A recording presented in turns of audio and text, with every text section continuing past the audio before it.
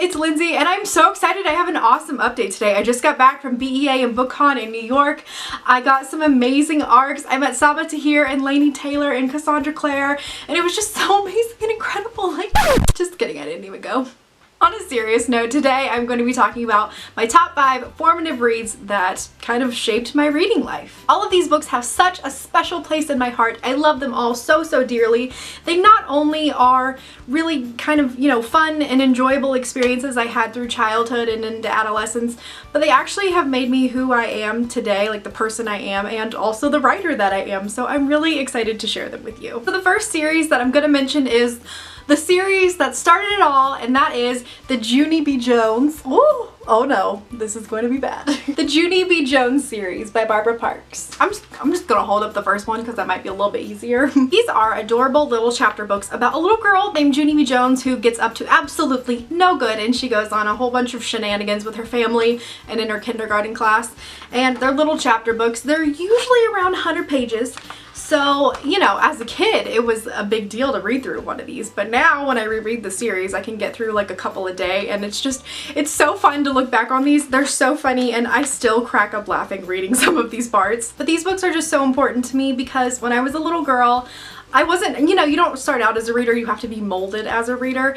And I remember my grandma, every night that I would spend like the weekend at her house, she would read these to me in bed before we went to sleep, and she would do all of the different characters with different voices, and it was just so fun to me. It really kind of opened the door, the book world, if you will, and taught me that reading is fun and it's something that you can do and enjoy, and I never knew that before then. Also, cute, adorable little story. I had almost the entire series until a couple months ago, and I told my dad that there were 2 that I didn't have, and I said for my graduation present you should buy me these books, and so he did that. But then he also bought me Junie B. Jones as a graduation girl, as a college graduation present for myself, and like, I just cried. I just cried. Like, it was the cutest, most adorable thing. Like, who even knows if I would have gotten into college if it hadn't been for Junie B. Jones, if she hadn't have showed me the world of reading and education and all of that stuff. Like, that's why these books are so important to me, because who knows who I would have been if it hadn't been for Junie B. So I want to go in order of when I discovered the books and what they meant to me. So of course, the next series that I got to discover is the Harry Potter series. I'm not holding all of these. I am just holding up my original Harry Potter edition. It is so beat up. It has been read at least like 20 times. But I love it, and I will never replace this copy. It's just, oh, it's literally my Horcrux. My soul is inside of here, I swear. These books really showed me that reading can be an escape. You can, if you're having a bad day or a bad month or whatever is going on, you can turn to these books and completely go into another world, and you can just enjoy being at Hogwarts with Harry and the gang. I actually remember being 5 years old and having this book. My mom or somebody had bought it for me, which is, kind of funny because like this is not 5-year-old reading level. But this memory is so clear and like burned into my mind that I'll never forget it. I remember having this book and sitting in my little bed, and I would take it and I would literally go like this.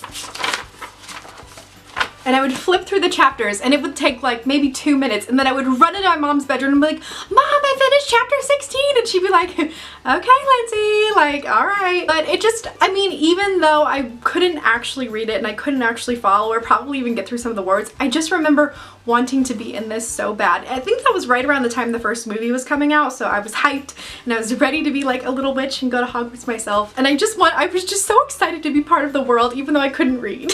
I'm gonna go ahead and switch over to the Goblet of Fire and talk about the rest of this, because the Goblet of Fire, I remember, was coming out when I was in 4th grade, and I had always loved Harry Potter. I had kind of read through the books a little bit. I don't know if I had finished any of them, but I had watched all of the movies.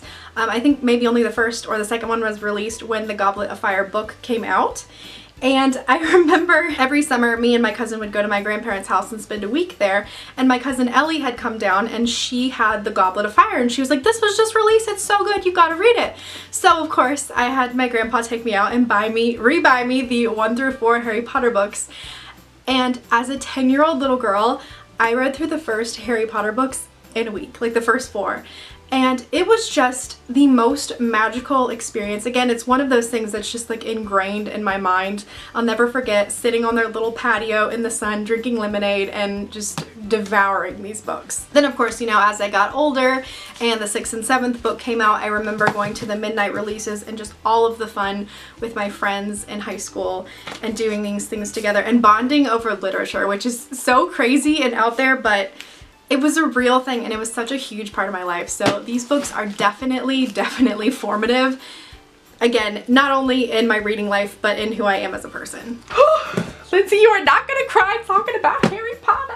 I don't know if you can tell how bad I'm sweating, but I just tried to pick up all the series of Unfortunate Events books and I'm like, hot as Satan's butt crack in here. Okay, so the next book that is most formative to me is a series of Unfortunate Events by Lemony Snicket. Now, I had the supreme pleasure of not only growing up all the Harry Potter books were being released, but also this fantastic series, which I still think is underrated even though it's got like shows and stuff. I didn't know anybody else growing up as a kid that read this. I was the only one, and I remember like back in the old days of the prehistoric internet, I would like look up theories and stuff and, you know, dial up and all this stuff, but like I loved these books. They were so good and the mystery is so rich and I just wanted to know everything and there was no one to talk to about it. So the writing style of this is just so interesting because Lemony Snicket, the writer, is literally begging you to like throw the books in the river and never crack them open. And it's almost like every other chapter he's like, please don't read on. You don't want to subject yourself to this much horror. These poor Baudelaires already had to live through these unfortunate events. You don't have to put yourself through it.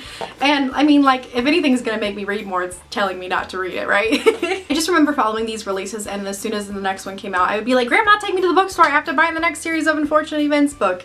And she did. And again, it's much the same with Harry Potter. I don't need to repeat everything I already said with that, but it's the same. Just lounging summer days, devouring these things. I even made paper dolls of all of the characters and I would like play with them in my spare time. I didn't have a lot of friends.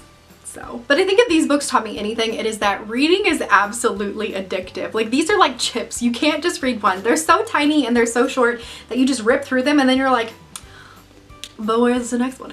So moving on to my next formative read. Now this was the first YA series that I ever read and it was super terrifying going from the middle grade to the YA section because I don't know if I'm the only one that experienced this, but when I moved over to the YA and started like looking through, I was sure that an employee was gonna come over and be like, you're too young, get out, you don't belong here. And I was gonna be like, but that first series was the Blue is for Nightmares series. Now this series came out in 2005 and it follows a young girl who's in a boarding school and she has kind of like premonitions and they're connected to like bodily functions. So they're like, as you read the book, she has a different thing that happens to her. Like it's like nosebleeds, peeing yourself, things like that. It's like really weird. Describing it so weird, but it like makes sense if you read the book. But yes, I found this book, I think when I was like maybe 12, maybe 13 is when I found this.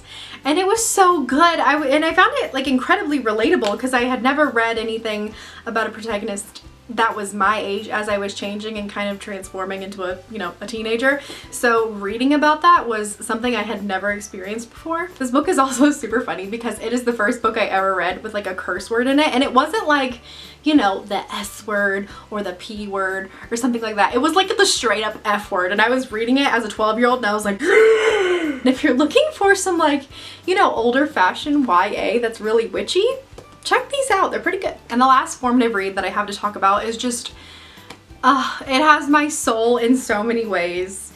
And I didn't know how to make this list without adding it. I didn't even know like what the lesson that I learned was from these, but I had to add them because they were just such a huge part of my adolescence, and that is the Gemma Doyle trilogy by Lemma Bray. These books I found when I was 14 years old, and I think the series continued until I was like 16 or 17, something like that.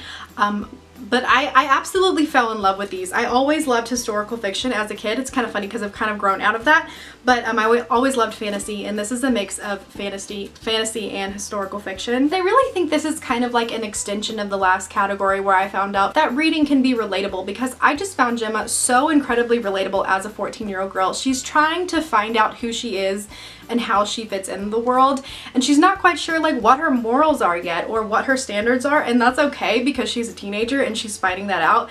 And I was doing the exact same thing at the exact same time. These books taught me that reading can not only be entertaining, but it can be emotional. I got so incredibly emotionally invested in these characters. I don't remember ever crying as hard as in any book as I did in this last one, man. Like, there was a part in here I literally had to put the book down because there were so many tears in my eyes. I could not see the page. I had to close it and just cry for a minute. And I know these books have their flaws. A lot of people find issues with them. Like, even if it's not like problematic stuff, it's just like, you know, character or world building stuff, whatever. And that's totally valid. I understand what people say about the series. But as a little girl, like, this just meant so much to me that it has a special place in my heart. It always will. I love these guys. So those are my top 5 most formative reads. I really just feel like crying. Like, I'm so in my feelings right now. But thank you guys so much for watching. Let me know some of your formative reads. Maybe you could recommend me a couple and I'll check them out if I haven't already. Don't forget to like and subscribe. Thank you again so much for watching, and I'll see you in the next one. Bye!